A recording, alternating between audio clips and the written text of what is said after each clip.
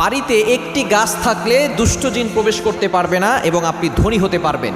ঘরের ভিতরে বরকত আসবে, ঘরের সকল অভাব দূর হয়ে যাবে। এবং অনেকেই ব্ল্যাক ম্যাজিক করে, কুফরি কালাম করে, জাদুটোনা করে ক্ষতি করতে চায়।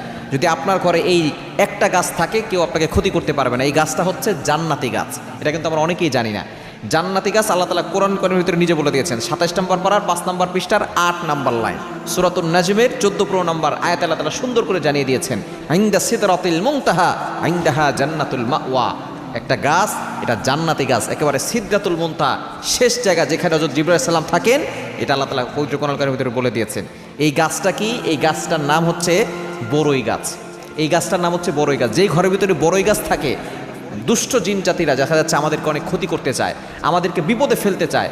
দুষ্ট জিন জাতিরা যারা আছে, অনেকে আবার বিশ্বাস করতে চায় না জিন জাতি আবার কাকে বলে। মনে রাখবেন, আল্লাহ পাক রব্বুল আলামিন মানুষদের ব্যাপারে একটা সূরা নাজিল করে দিয়েছেন সূরাতুন নাস, জিনদের ব্যাপারে একটা সূরা নাজিল করেছেন